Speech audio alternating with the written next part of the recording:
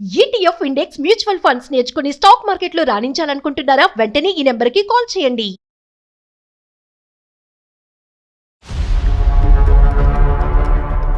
Sudden గా call చేసింది. Call చేసి నేను ఆ అబ్బాయితో వెళ్ళిపోతున్నాను, నువ్వు తప్ప నాకు ఎవరు లేరు, సూసైడ్ లెటర్ లో నీ పేరు రాసి చచ్చిపోతాను అని నన్ను బ్లాక్ మెయిల్ చేసింది. ఏంటమ్మా నువ్వు తప్ప ఎవరు లేరా ప్రపంచంలో సంతకం పెట్టడానికి? ఆల్మోస్ట్ నా లైఫ్ ఎండ్ అయ్యే సిచ్యువేషన్ లో ఉన్నా madam. It is no reasons to use the word death అమ్మా. అంత పెద్ద మాట మాట్లాడే ముందు నీ వయసు ఎంతమ్మా? 19 years. 19 yearsకే 90 అనుకుంటున్నావా నువ్వు? ఏం నీ అంబిషన్ ఏంటి లైఫ్లో? ఏం చేయాలనుకుంటున్నారు? సాక్షి సంతకాలు పెట్టడం. ఎవరు నాతో ఇంట్లో మాట్లాడని కూడా మాట్లాడట్లేదు సార్. ఏది ఈ దెబ్బకే?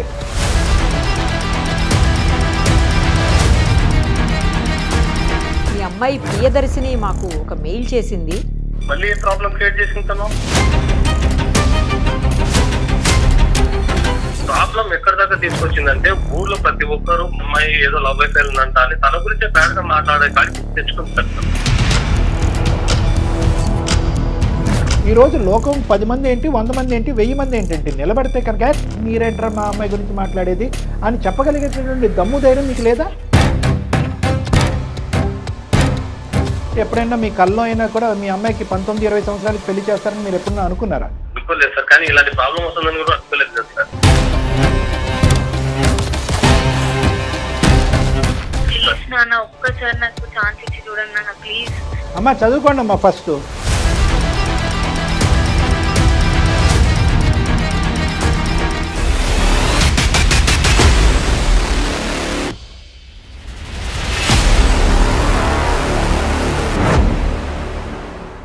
సుమన్ టీవీ అందమైన జీవితం కార్యక్రమానికి స్వాగతం. ప్రస్తుతం మనతో పాటున్నారు ప్రముఖ సైకియాట్రిస్ట్ డాక్టర్ కళ్యాణ్ చక్రవర్తి గారు. నమస్తే డాక్టర్. నమస్తే మేడం. ఒక మెయిల్, చాలా చిన్న అమ్మాయి, ఇదే చివరి మెయిల్, ఇంక ఇదే నా కమ్యూనికేషన్ లాస్ట్ అన్నట్లుగా మెయిల్ చేసింది. అయ్యో, అతి దారుణమైనటువంటి పరిస్థితిలో ఉన్నట్టు అనిపించింది నాకు. మేడం అది ఏంటి అనేది మీరే డైరెక్ట్ గా మాట్లాడితే అర్థమవుతుంది. నేను ఫోన్ కాల్ కలుపుతాను. అలాగే మేడం. ప్రియదర్శిని సార్ అమ్మాయి పేరు. మేడం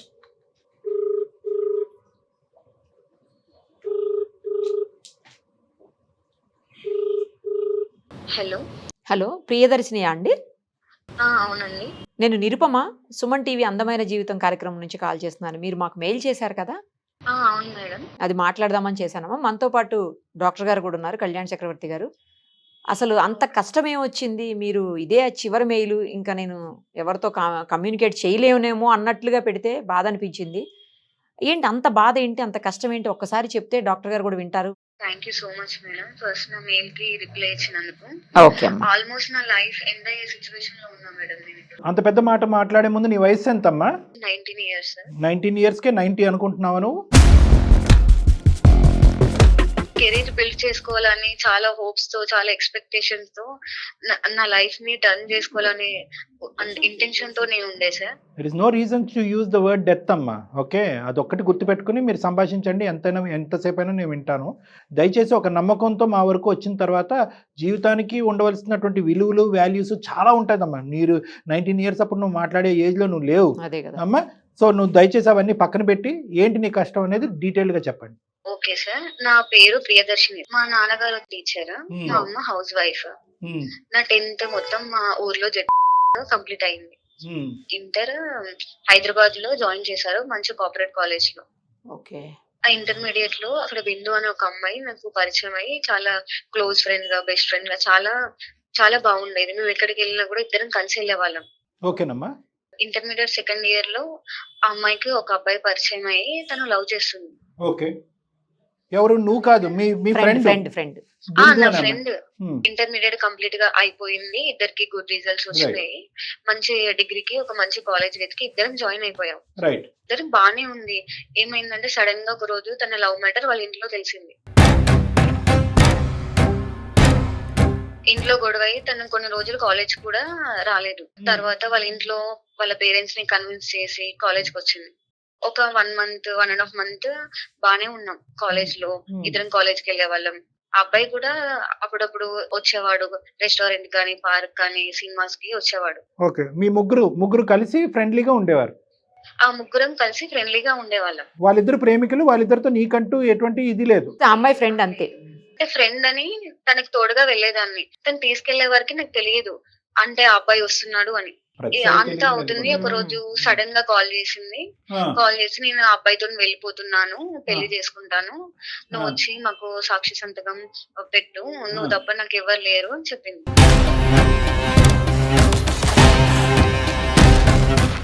ఈ వయసులో ఏంటి మీరు పెట్టే సంతకాలు ఏంటి? సర్లేండి. లేదు నేను రాలేను, మా ఫాదర్ అస్సలు ఒప్పుకోరు, నన్ను చంపేస్తాడు, నేను అసలు ఈ విషయంలో నీకు హెల్ప్ చేయలేను అని చెప్పేసాను తనకి. ఓకే, సో ఫ్రెండ్షిప్ అయితే ఉంటుంది కానీ సంతకాలు గింతకాలు పెట్టను అని చెప్పేసావు. చెప్పేశాను. Okay, nice.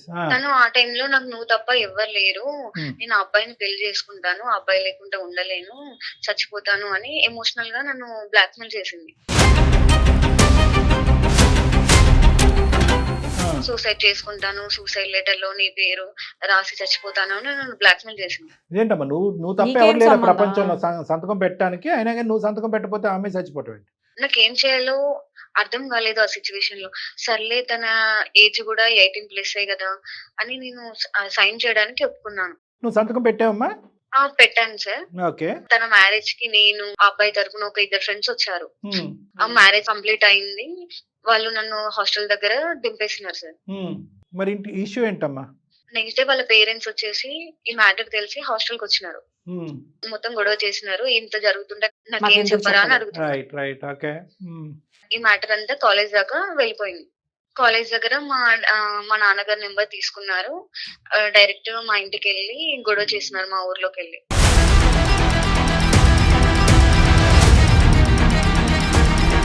లవర్ తో పెళ్లి చేసుకున్నట్టు అయింది లాస్ట్. సరే, నాన్నగారికి మ్యాటర్ మొత్తం తెలిసి ఇమిడియట్ గా నెక్స్ట్ డే హాస్టల్ కి వచ్చి నన్ను తీసుకెళ్ళినారు సార్. నువ్వు ఒక్కదానివేనమ్మా? మీ నాన్నగారికి ఎవరిని ఉన్నారా? నేను ఒక్కదాన్ని, అమ్మాయిని, అమ్మ, నేను, నాన్నగారు. ఓకే, నాన్నగారు ఏం చేస్తూ ఉంటారమ్మా? స్కూల్ టీచర్ అని చెప్పి. టీచరా? మా డాడీది వచ్చేసి ఫ్యామిలీ బ్యాక్గ్రౌండ్ చాలా పూర్ ఫ్యామిలీ సార్. తను చాలా కష్టపడి జాబ్ తెచ్చుకొని మరి మా అమ్మని పెళ్లి చేసుకున్నారు. నా కూతురికి ఏ కష్టం రాకూడదని చిన్నప్పటి నుంచి నన్ను చాలా బాగా చూసుకున్నారు. ఏంటి అంబిషన్ ఏంటి లైఫ్ లో? ఏం చేయాలనుకుంటున్నారు? సాక్షి సంతకాలు పెట్టడం? నేను చదువుకుంటూ సివిల్స్ కి ఇట్లా ప్రిపేర్ అవుతున్నా సార్. ఓకే, యూపీఎస్సీ రాయాలని ఉద్దేశం. ఈ టైంలో నాకు ఇలాంటి ప్రాబ్లమ్ ని ఫేస్ చేస్తున్నాను. సరే, ఈ ప్రాబ్లం నువ్వు ఫేస్ చేయడం కాదు, ఆ అమ్మాయి ప్రాబ్లం లో నువ్వు అనాలోచితంగా దిగేవు. అది నీ ప్రాబ్లం కాదు. నువ్వు ఏదో యూపీఎస్సీ ఐఏఎస్ ఐపీఎస్ ఆఫీసర్ అంటే కనుక నువ్వు ఎక్కడ పడితే అక్కడ సంతకాలు పెట్టేటప్పటికి మీ నాన్నగారు తల ఎక్కడ పెట్టుకోవాలో అతనికి అర్థం కావట్లేదు, ఉన్న పరువు కాస్త పోయింది. ఇప్పుడు మీ నాన్నగారు రియాక్షన్ చెప్పమ్మా, చాలు మాకు అర్థమైంది. మా నాన్నగారు నాకు పెళ్లి చేద్దామని అనుకుంటున్నారు సార్. ఏది ఈ దెబ్బకే? ఊర్లో పరువంతా పోయింది సార్. చిన్నప్పటి నుంచి నన్ను అల్లారు ముద్దుగా చూసుకొని గౌరవంగా ఉంటున్నారు సార్ ఊర్లో. అది కరెక్టేనమ్మా, కానీ ఇలా నువ్వు పెట్టడం వల్ల అవమానంకి గురయ్యావు కాబట్టి నీకు పెళ్లి చేయటం ఏంటి?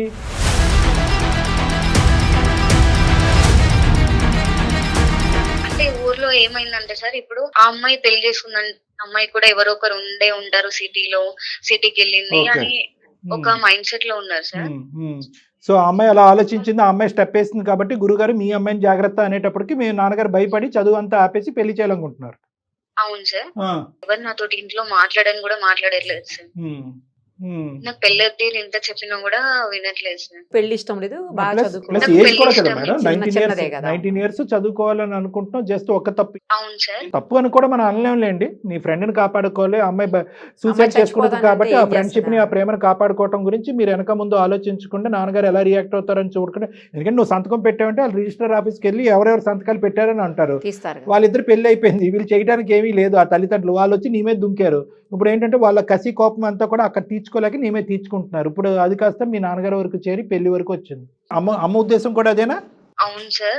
ఇప్పుడు అంత వాళ్ళంతా బానే ఉన్నారు సార్, నా లైఫ్ మాత్రమే కొలాప్స్ అయింది. మా అమ్మ ఏమో నేను డాక్టర్ అవ్వాలి అనుకుంది, నాన్నగారు ఏమో ఐఏఎస్ ఐపీఎస్ అవ్వాలని చాలా డ్రీమ్స్ పెట్టుకున్నారు సార్ నా మీద. ఇప్పుడు నాకు ఏం చేయాలో తెలియని సిచ్యువేషన్ లో చాలా డిప్రెషన్ లోకి వెళ్ళిపోయాను సార్. ఇలా మీ త్రూ అయినా కాంటాక్ట్ అయ్యి మా నాన్నగారిని కన్విన్స్ చేస్తారని హోప్స్ తో ఉన్నాను సార్. సో 2 things అమ్మ, ఒకటైతే ఇదే ఫస్ట్ అండ్ లాస్ట్ మిస్టేక్, ఇంకేం చేయలేదు. రెండోది ఏంటంటే కనుక అమ్మ నాన్న కూడా ఇద్దరు కూడా పెళ్లి చేయాలని డిసైడ్ అయిపోయారు. పోనీ ఏ విధంగా నీ తప్పుని సరిదిద్దుకుంటే కనుక పెళ్ళి అనేటటువంటి విషయాన్ని పక్కన పెట్టి మళ్ళీ చదువుకొని ఇస్తారు అడిగావా? ఒక అవకాశాన్ని కానీ ఏమైనా అడిగావా, నువ్వు రిక్వెస్ట్ చేసావా? చాలా రిక్వెస్ట్ అన్ని చేశాను రిక్వెస్ట్లు సార్, అయిపోయినాయి. కానీ వినట్లేదు సార్. నాన్నగారు ఉన్నారమ్మా, పక్కన ఉన్నారా? ఫోన్ కలుపుతావా? స్కూల్ కి వెళ్ళినారు, మాట్లాడేంత ధైర్యం లేదు సార్. మీరే కాల్ చేయండి సార్. మేమే కాల్ చేయాలా? సరే, మేము కాల్ చేసి నీకు కలుపుతామమ్మా. ఒక 2 నిమిషాలు లైన్లో ఉండండి. నంబర్ చెప్పండి అమ్మా ఒకసారి. ప్రియదర్శిని నంబర్ చెప్పండి. 90.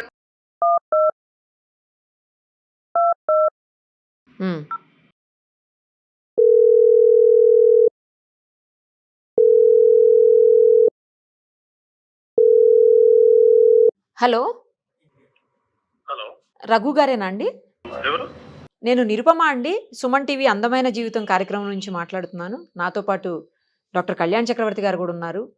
మీ అమ్మాయి ప్రియదర్శిని మాకు ఒక మెయిల్ చేసింది. మళ్ళీ ఏ ప్రాబ్లం క్రియేట్ చేసింది తను? అయ్యో, ఏ ప్రాబ్లమ్ క్రియేట్ చేయలేదండి, ఉన్న ప్రాబ్లమ్ని సాల్వ్ చేయమని చెప్పి మమ్మల్ని రిక్వెస్ట్ చేస్తూ మెయిల్ పెట్టింది. ఆ, ఒక్కసారి మాట్లాడదామండి, డాక్టర్ గారు కూడా మీతో మాట్లాడతారు. చెప్పండి సార్ నమస్తే. సార్. నమస్తే సార్. మరి పర్లేదా? ఒక 2 నిమిషాలు మాట్లాడచ్చా? వ్యవధి ఉందా?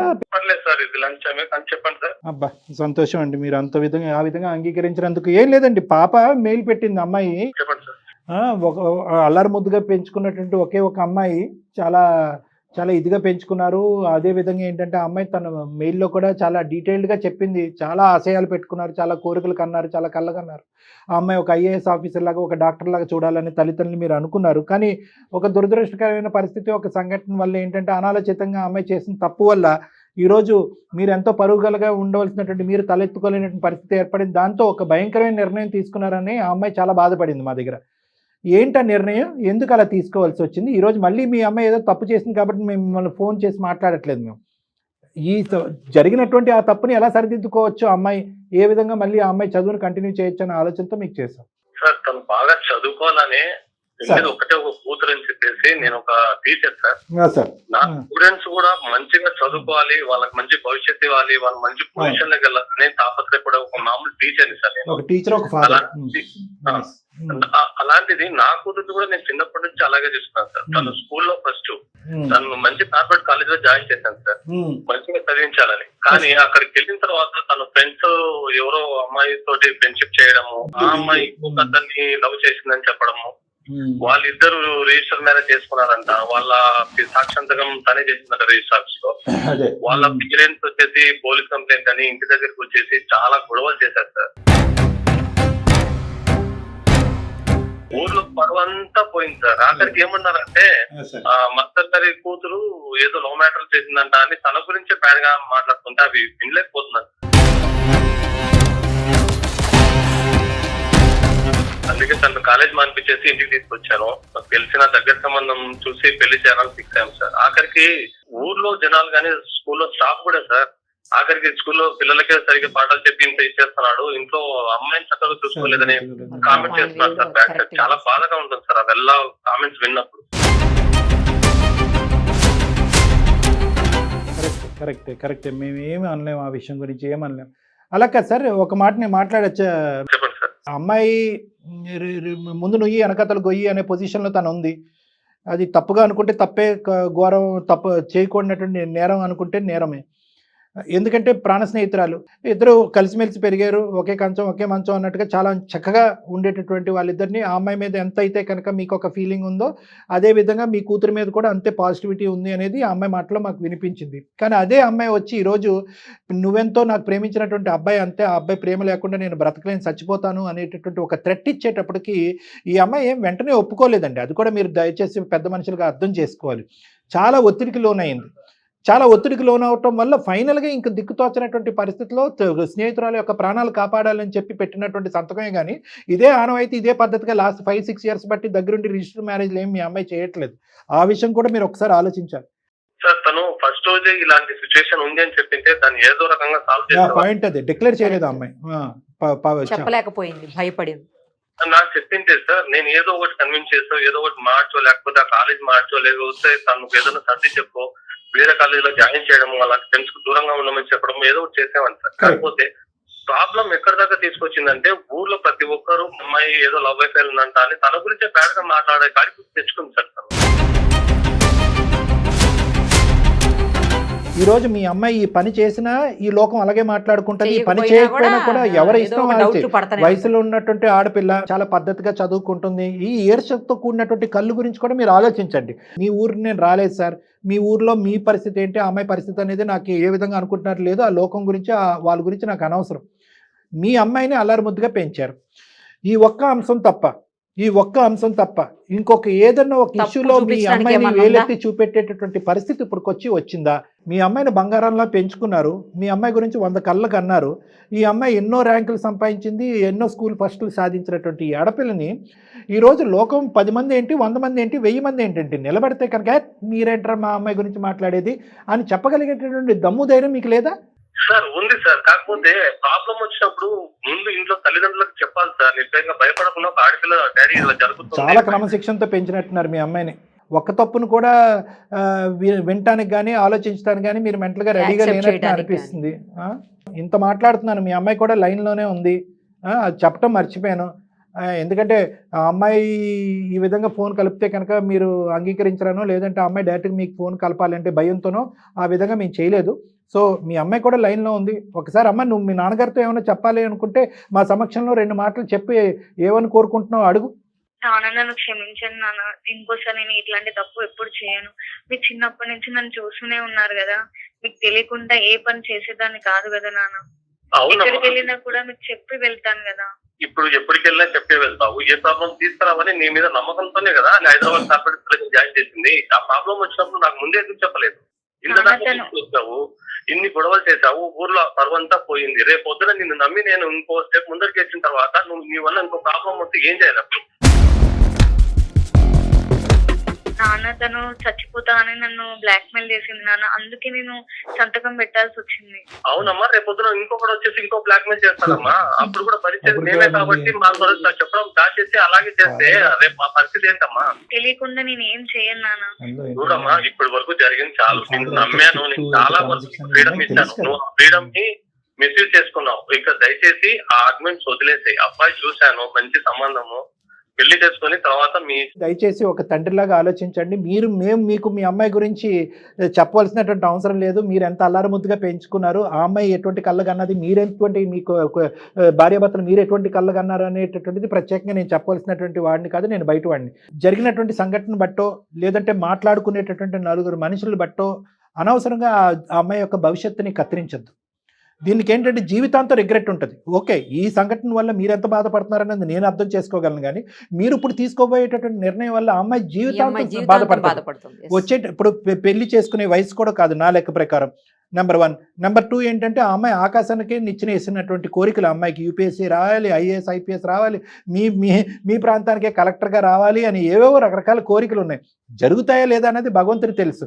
కానీ అట్లీస్ట్ ఈరోజు మీరు దాన్ని పెళ్ళి అనేటటువంటి ఒక కార్యక్రమంతో దాన్ని గీత గీసేసి ఇంతే నీ భవిష్యత్తు అని చెప్పి అంత కర్కోటకంగా ప్రవర్తించడం అనేది, వ్యవహరించడం అనేది కరెక్ట్ కాదన్నది నా అభిప్రాయం. మీ మనసు గాయపడింది, మీ పరువు అనేటటువంటిది టెస్ట్ చేయబడింది, కాదనట్లేదు. కానీ ఆ అమ్మాయి ఆలోచన కూడా ఆలోచించండి. ఆ అమ్మాయి స్థానంలో ఒక 2 నిమిషాలు నిలబడి ఒకసారి ఈ అంశానికి ఒక సరైన నిర్ణయం తీసుకోండి ప్లీజ్, మా రిక్వెస్ట్.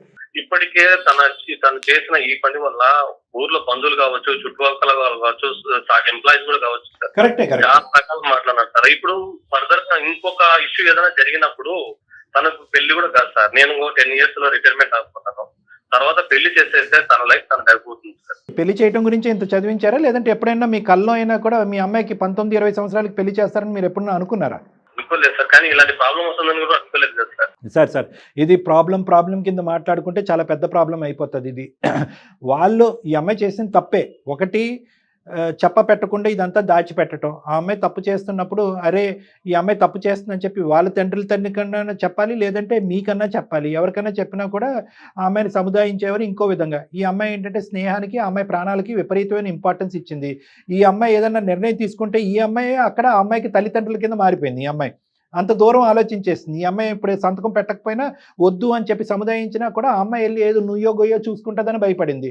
ఇవన్నీ తప్పులే, కాదనట్లేదు. అది ఆ వయసుకు సంబంధించినటువంటి తప్పుల కింద పరిగణించాలి నెంబర్ 1. నెంబర్ 2 ఏంటంటే ఇదే పద్ధతి ఉన్నటువంటి అమ్మాయి కాదు, అలా తప్పుడుగా వ్యవహరించే అమ్మాయి కాదు. ఈ అమ్మాయి వేరే అబ్బాయిని ప్రేమించేసి ఇంట్లో చెప్పా పెట్టకుండా వెళ్ళిపోయి ఒక రిజిస్టర్ మ్యారేజ్ చేసుకునేటటువంటి పరిస్థితి కూడా కాదు. ఇవేమీ కానప్పుడు మొదటి తప్పు ఆఖరి తప్పుగా అమ్మాయిని క్షమించేసి ఒక్క అవకాశాన్ని ఇవ్వండి. అవును సార్, కరెక్టే. కానీ ఇప్పుడు ఆ రిజిస్టర్ మ్యాచ్ చేసుకున్నారు సార్, వాళ్ళంతా ఒకటే ఉన్నారు. కానీ ఇక్కడ అంతా బ్లేమ్ పోయిందంతా మేము, మా కుటుంబము, మా అమ్మాయి పరువు అయిపోయింది సార్. ఇప్పుడు వాళ్ళంతా బాగున్నారని మీరు ఒక మాట అన్నారు. అంటే ఈరోజు వాళ్ళ అమ్మాయిని ఒక పరిధిలో పెట్టుకోలేకపోయారు వాళ్ళు. ఓకే, ఈరోజు వాళ్ళ అమ్మాయిని తిట్టవలసిన తిట్లో లేదంటే ఆ అబ్బాయిని నిలదీయవలసినటువంటి పరిస్థితి లేకపోవటం వల్ల అక్కడ పడవలసినటువంటి దెబ్బ, అక్కడ పడవలసినటువంటి గాయం ఈ అమ్మాయి మీద పడింది అనవసరంగా. అది కూడా మీరు ఆలోచించండి. వాళ్ళందరూ ఎవరి దారి వాళ్ళు చూసుకున్నారు. ఓకే, ప్రేమ అయింది, పెళ్లి అయింది. ఈ రోజు ఏంటంటే అక్షింతలు మాత్రం మీ అమ్మాయి పడినాయి.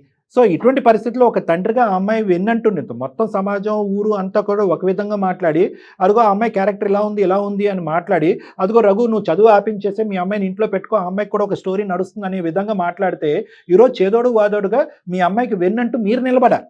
ఎందుకంటే ఇది మీ యొక్క సంబంధించినటువంటి అవమానమే కాదు, school first, college first, district first వచ్చినటువంటి ఒక ఆడపిల్ల మీద సమాజం మీకు బాగా తెలిసినప్పుడు సమాజం అంతా చీతు అని అంటూ ఉంటే కనుక ఈరోజు సమాజం మీరే కరెక్ట్ చెప్తున్నారు కాబట్టి ఇక్కడతో చదువుని కత్తిరిస్తాను, ముడుముళ్ళు వేపిస్తానని చెప్పి మీరు మాట్లాడటం అనేది సబబుగా లేదు రఘు గారు. ఒక టీచర్గా నేను మిమ్మల్ని ఏమంటున్నానంటే ఈరోజు మీ సపోర్ట్ మీ అమ్మాయికి కావాలి. భార్యాభర్తలుగా, తల్లిదండ్రులుగా మీ ఇద్దరి యొక్క సపోర్ట్ మీ అమ్మాయికి కావాలి. ఏంటమ్మా లోకం మాట్లాడేది, నువ్వు చేసినటువంటి తప్పును మేము క్షమిస్తున్నావు, ఇలాంటి తప్పు నువ్వు చేయవు అనే నమ్మకం మాకుంది అనేటటువంటి విధంగా మీరు సపోర్ట్ చేయాలి కదండి. కాదు మీరేంటంటే నేను ఒకటి నా రిక్వెస్ట్, చదువులు తల్లి అమ్మాయి బాగా చదువుకుంటుంది, తెలుసో తెలియక ఒక తప్పు చేసింది. దయచేసి ఒక్క అవకాశాన్ని ఇవ్వండి, ఒక్కసారి క్షమించి చూడండి. ప్లీజ్ నాన్న, ఒక్కసారి నాకు ఛాన్స్ ఇచ్చి చూడండి నాన్న, ప్లీజ్. అమ్మా చదువుకోండి అమ్మా. ఫస్ట్ ప్రేమించినటువంటి ఫ్రెండ్స్ ఉంటే కనుక అది గోప్యంగా ఉంచుతారు. ఎందుకంటే స్నేహాన్ని కాపాడుకోవటం గురించి మీకు ఆ పరిణామాలు ఏంటి, ఆ తల్లిదండ్రుల పరువులు ఏంటి, ఆ ప్రతిష్టలు ఏంటి, ఎటువైపు దారి తీస్తుందనే ఆలోచన ఉండదు. ప్రేమను కాపాడాలి, స్నేహాన్ని కాపాడాలి, ప్రేమను కాపాడాలి, స్నేహాన్ని కాపాడాలి అని చెప్పి వాళ్ళు ములుగుతారు. అదృష్టం బాగుంటే వాళ్ళు బాగానే ఉంటారు. కానీ ఖచ్చితంగా జరిగేది ఏంటంటే మీరు ములుగుతారు. ఈరోజు సంతకం పెట్టినా పెట్టకపోయినా ఇక్కడ నువ్వు చేసినటువంటి తప్పు ఏంటంటే వాళ్ళిద్దరు ప్రేమించుకుంటున్నారు, సీక్రెట్గా ప్రేమించుకుంటున్నారు, ఇంట్లోంచి ఎప్పుడన్నా వెళ్ళిపోవచ్చు.